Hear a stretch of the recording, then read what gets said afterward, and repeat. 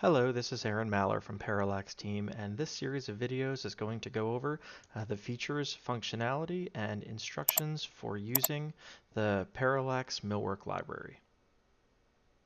The first thing you'll notice when you download the Millwork library is it will be broken in to the different years of 16, 17, and 18, and there will also be a drafted views folder that is also broken into 16, 17, and 18. If we go into any of the libraries, you'll see that the millwork is broken into base cabinet folder, full height cabinet folder, and upper cabinet folder. There is then, in addition, what we call feature families, hardware families, and shelf families, and there is a separate folder for countertops as well. What's also included is the annotations folder for the millwork library, as well as a surface mounted light fixture that serves as the under cabinet light.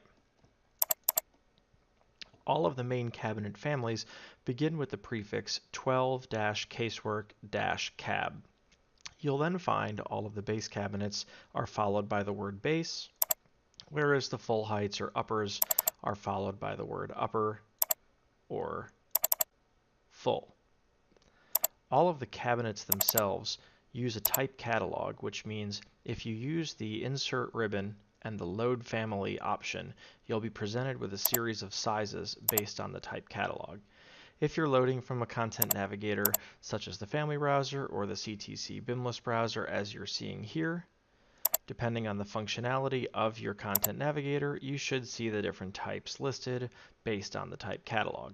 If we look at the sample file that's included with your library, the different families are as follows. The base cabinets are cabinets that are used underneath the countertops. They are unhosted, so they can be placed anywhere in a project. The upper cabinets are the ones that are used above the countertop, and they also are completely unhosted. It's worth noting that many upper cabinet libraries are face-based or wall-hosted. These are completely unhosted and can be placed anywhere. When you place them, the Revit parameter offset controls where the top of the cabinet is, and we'll go over that in greater detail in a later video. There are then the full height cabinets, which are also unhosted and sit on the ground similar to the base cabinets. All three of these families that you've seen so far are casework category components, which contrast slightly with the countertop families, which are generic models. If you select any of the countertop families, you'll notice that they are similarly named 12-casework, but they say GM in parentheses to let you know that they are actually modeled out of generic models. This is done because generic models allow for joint geometry between them, so even though there are multiple options for countertops, if you need to combine several of them to create a custom condition, you can do so using joint geometry.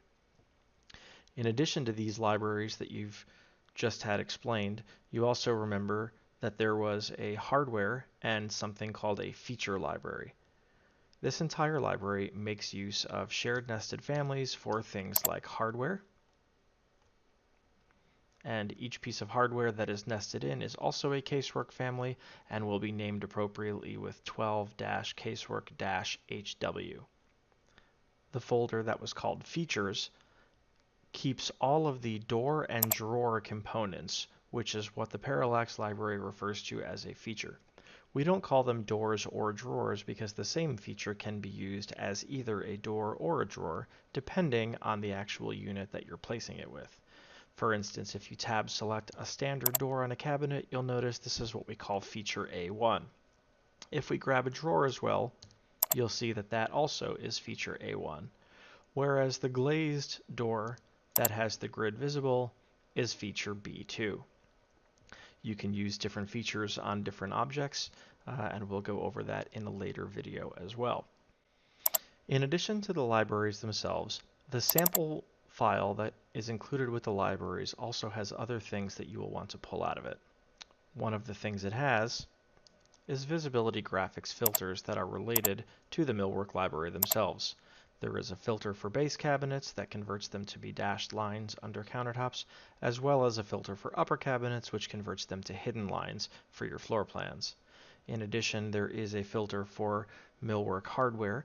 That way, if you want to have the hardware turned off in your floor plans so they aren't so muddy, you can do that as well.